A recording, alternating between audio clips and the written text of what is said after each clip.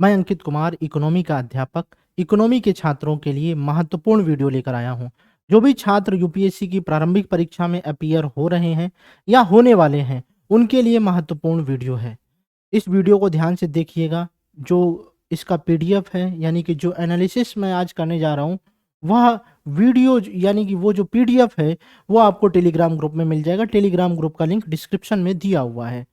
तो चलिए शुरू करते हैं। आज हम लोग ये जानेंगे कि कौन कौन से टॉपिक्स महत्वपूर्ण हैं, कैसे हमें पता चलेगा कौन कौन से टॉपिक महत्वपूर्ण हैं, यूपीएससी में इकोनॉमी को कैसे टैकल करना है और इसमें मैक्सिमम मार्क्स कैसे गेन करने हैं, वो भी मैं डिस्कस करूंगा।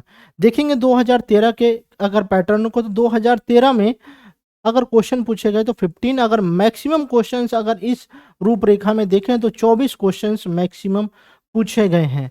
ये सिर्फ स्टैटिक पोर्शन है, यानी कि जो फंडामेंटल इकोनॉमिक्स हैं उससे रिलेटेड क्वेश्चंस हैं। अगर यहाँ पर हम स्कीम्स ऐड कर लें या फिर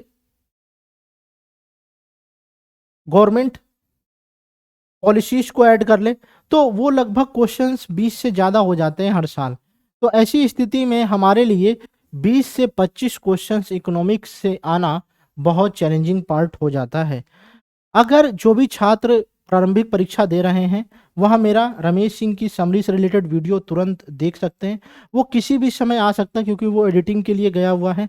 दूसरा, एक कॉम्प्रिहेंसिव वीडियो मैं लेकर आ रहा हूं जिसमें मैंने इकोनॉमी को प्री और मेंस के पॉइंट ऑफ व्यू से कवर किया है। 18 घंटे से ऊपर का वीडियो है, आप चाहें तो देख सकते हैं। इस चैनल पे ही मिलेगा वो वीडियो। सब्सक्राइब कर लीजिए ताकि आपको मिल जाएगा वो वीडियो जब भी वो रिलीज होगा। अगर हम करंट अफेयर्स को जोड़ दें तो 20 से 25 क्वेश्चंस हो ही जाते हैं। और प्रीलिम्स के सिलेबस की बात करें तो बस एक ही लाइन में उन्होंने डिफाइन किया हुआ इकोनॉमिक एंड सोशल डेवलपमेंट, और इसको भी अगर एक लाइन में आगे डिफाइन करने की कोशिश की जाए तो यहाँ पे बोल दिया गया है सतत विकास, गरीबी, समावेशन, जनसांख्यिकी, सामाजिक क्षेत्र में की गई पहल। अब यानी कि कौन कौन सी योजनाएं, कौन कौन से प्रोग्राम शुरू किए गए हैं, खासकर बजट में और आर्थिक सर्वेक्षण में जो बातें कही गई हैं वह काफी महत्वपूर्ण हो जाती हैं। और आर्थिक सर्वेक्षण में जो टर्मिनोलॉजी यानी कि जो शब्दावली हैं वह भी काफ़ी महत्वपूर्ण हो जाती हैं हमारे प्रीलिम्स एग्जाम के लिए। इकोनॉमिक सर्वे प्योरली मेंस के लिए महत्वपूर्ण होता है, बजट प्रीलिम्स के लिए होता है, मेंस के लिए भी। मेंस से एक साल एक क्वेश्चन तो जरूर आ जाता है, प्रीलिम्स में भी इसका बहुत ज़्यादा वेटेज है, खासकर स्कीम्स में वेटेज है, तो इससे हमें ज़्यादा आइडिया लगता नहीं है। जो मेंस का सिलेबस है जीएस पेपर थर्ड में, उसमें आर्थिक विकास शब्द को डिफाइन किया गया है। विकास का मतलब आज आप जीडीपी को लेके पढ़ रहे हैं, लेकिन मालूम चले कल जीडीपी को लेके डेटा चेंज हो जाएगा। कॉन्सेप्ट नहीं चेंज होगा लेकिन डेटा चेंज हो जाएगा। तो यहाँ पे आपको विकास देखने को मिल रहा है। वहीं पर इंफ्रास्ट्रक्चर से रिलेटेड आज जो डेटा है वह कोई जरूरी नहीं कि कल भी हो, तो यानी कि यहाँ पे भी आपको विकास देखने को मिलेगा।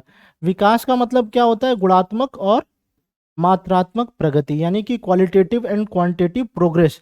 यानी कि आज अगर सड़क 20 किलोमीटर है तो कल अगर 25 किलोमीटर हो गई तो वो हो जाएगा आर्थिक समृद्धि, और अगर इसकी क्वालिटी में भी परिवर्तन हो गया तो वो हो जाएगा आर्थिक विकास। यानी कि क्वालिटी और क्वांटिटी जहां पर होगी वहीं पर हम डेवलपमेंट देखते हैं। डेवलपमेंट शब्द को अगर हम समझ जाएंगे तो बहुत ज़्यादा आसानी हो जाएगी इकोनॉमी को देखने के लिए। इस वीडियो को पूरा ध्यान से देखिएगा, जितनी देर भी चले, ताकि आप इकोनॉमी के चैलेंज को अपने जीवन से दूर कर सकें और प्रारंभिक परीक्षा में कौन कौन से टॉपिक्स पढ़ के जाएं, ये मैंने आप लोगों को पीवाईक्यू के माध्यम से ही बता दिए हैं। अगर रही बात इकोनॉमिक्स की, तो इकोनॉमिक्स में 3 चैलेंजेस हैं। पहला एग्रीकल्चर का, जो ज्योग्राफी से भी रिलेट करता है, इकोनॉमी से भी रिलेट करता है और हिस्ट्री से भी रिलेट करता है। कैसे? औपनिवेशिक शासनकाल के दौरान जो आर्थिक नीतियां थी उन्होंने सबसे ज्यादा एग्रीकल्चर को ही तो प्रभावित किया, पूरी तरह से नष्ट कर दिया, किसानों की स्थिति खराब हो गई। इकोनॉमी का पार्ट है ये। किसानों की स्थिति देख रहे हैं, महाराष्ट्र में सबसे ज्यादा सुसाइड वहीं पर करते हैं, तो वो मेंस के लिए महत्वपूर्ण हो जाता है। और जो आर्थिक विकास की दृष्टि से आंकड़े हो जाएंगे वो प्रारंभिक परीक्षा की दृष्टि से। करंट अफेयर्स सबसे ज्यादा डायनामिक है, सबसे ज्यादा अगर करंट अफेयर्स के टॉपिक्स निकलते हैं तो वो इकोनॉमी से ही निकलते हैं, फिर उसके बाद पॉलिटी से निकलते हैं, फिर उसके बाद इन्वायरमेंट और साइंस एंड टेक से निकलते हैं। गवर्नमेंट स्कीम्स, अगर मैं बात करूं साल भर में या 2 साल में, साल भर में अगर 1.5 साल की बात करें तो 30 से 40 स्कीम से ज़्यादा होती नहीं है। 10 से 12 स्कीम जो नई होती हैं, कुछ ऐसी स्कीम होती हैं जिनके 5 साल पूरे हो जाते हैं, किसी के 10 साल पूरे हो जाते हैं, किसी का नाम बदल दिया जाता है, किसी के 15 साल पूरे हो जाते हैं, किसी के 25 साल पूरे हो जाते हैं, किसी के कुछ टारगेट अचीव हो जाते हैं। तो इस वजह से वो स्कीम्स इंपॉर्टेंट हो जाती है। तो उन सारे टॉपिक्स को हमें अपने एग्जाम की दृष्टि से पढ़ना काफ़ी महत्वपूर्ण हो जाता है। अगर हम बात करें कि इकोनॉमी को पढ़ने का तरीका क्या होना चाहिए, तो पहले हम इकोनॉमी का परिचय जान लें कि अर्थशास्त्र यानी कि मुद्रा की उत्पत्ति कहाँ से हुई थी, कैसे हुई। एक्सचेंज सिस्टम से लेके यानी कि विनिमय प्रणाली से लेके आज जो हम प्लास्टिक मनी यूज कर रहे हैं उसका इतिहास क्या रहा है। अगर हमें मुद्रा का इतिहास पता चल जाएगा तो फिर हम ये जानेंगे कि मुद्रा के संदर्भ में समाज में कौन कौन से क्षेत्र उत्पन्न हुए। और वो क्षेत्र मुख्यतः 3 है। पहला है प्राथमिक क्षेत्र जिसे एग्रीकल्चर बोलते हैं, दूसरा द्वितीयक क्षेत्र जिसे उद्योग बोलते हैं, और तीसरा सेवा क्षेत्र जिसे तृतीयक क्षेत्र बोलते हैं। इन तीनों पे ही पूरी इकोनॉमी वर्क कर रही है और इन्हीं तीनों को ध्यान में रखकर गवर्नमेंट और आरबीआई यानी कि सेंट्रल बैंक और आरबीआई, सेंट्रल बैंक और गवर्नमेंट दोनों ही योजनाएं बना रही हैं। आरबीआई जो योजना बनाती है उसको बोलते हैं मौद्रिक नीति, जो गवर्नमेंट योजना बनाती है उसको बोलते हैं राजकोषीय नीति। राजकोषीय नीति में डिमांड एंड सप्लाई को देखा जाता है, यानी कि अगर प्याज की कमी हो गई है मार्केट में तो प्याज को आयात किया जा रहा है और आयात करने की वजह से हमें खर्च करना पड़ रहा है जो चालू खाते को प्रभावित कर रहा है। तो वो भुगतान संतुलन और विदेशी निवेश यानी कि एफपीआई और एफडीआई, ये सारी चीज़ें हम लोग यहीं पे कनेक्ट हो रहे हैं। अब देखिए मनी यानी कि यहाँ पे जो मनी की डिमांड एंड सप्लाई, अगर मुद्रा मार्केट में ज़्यादा हो जाएगी तो मुद्रास्फीति हो जाएगी और कमी हो जाएगी तो अपस्फीति हो जाएगी। यही चीज़ें हमको इंटरकनेक्ट करके पढ़ना है और मेरी क्लासेस में आपको ये सारी चीज़ें इंटरकनेक्शन के साथ मिलेंगी।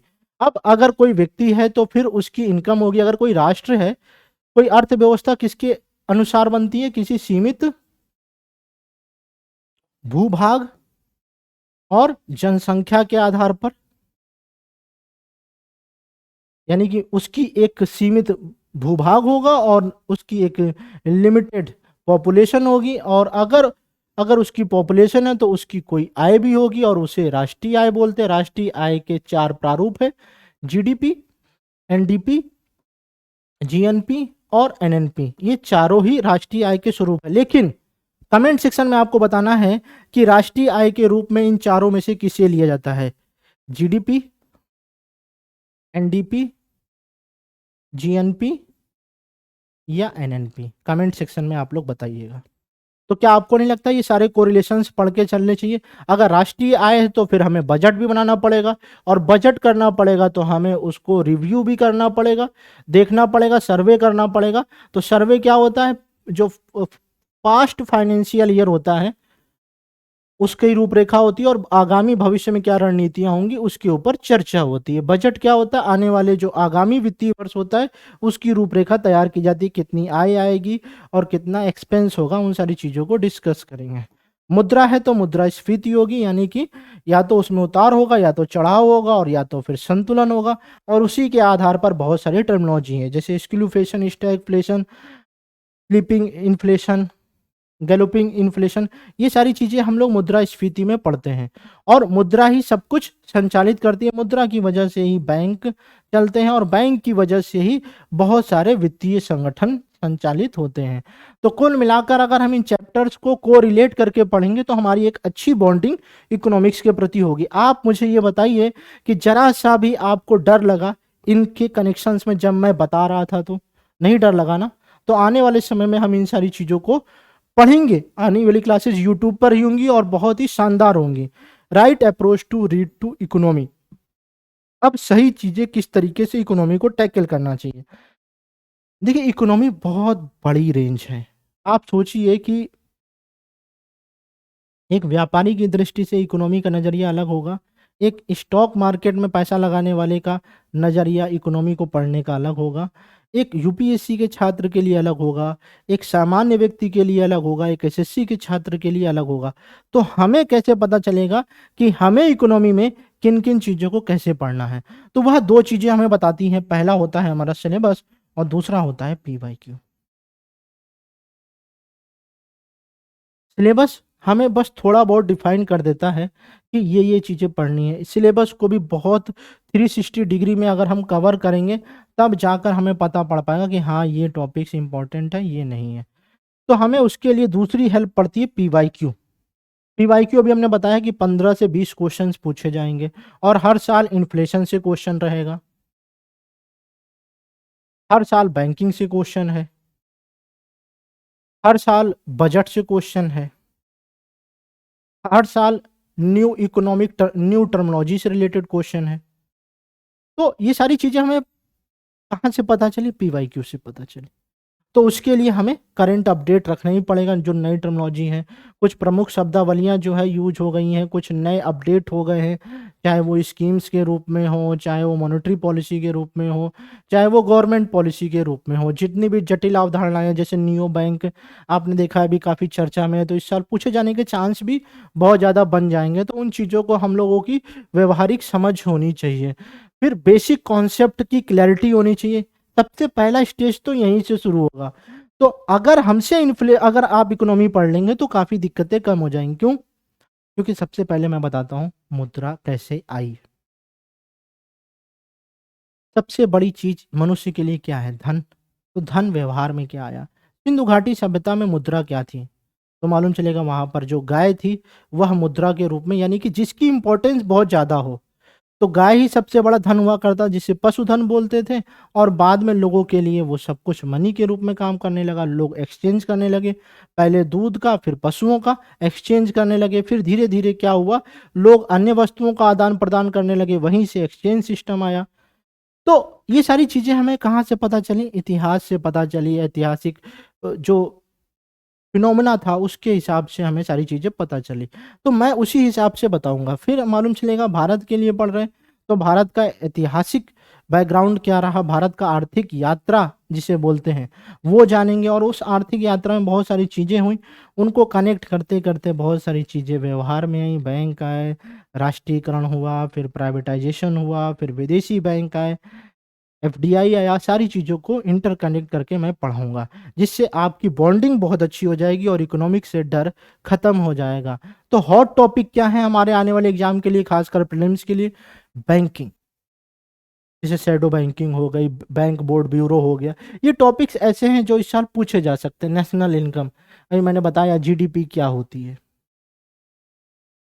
एनडीपी क्या होती है ये पता होना चाहिए, जीएनपी क्या होती है, एनएनपी क्या होती है, नेशनल इनकम क्या होता है, पर कैपिटा इनकम क्या होता है, ये सारी चीज़ें हमें पता होनी चाहिए। इन्फ्लेशन, भुगतान संतुलन, यानी कि करंट अकाउंट और कैपिटल अकाउंट क्या होता है, ये चीज़ें हमें पता होनी चाहिए। जो प्रमुख सरकारी योजनाएं हैं वो पता होनी चाहिए, बजट और इकोनॉमिक सर्वे।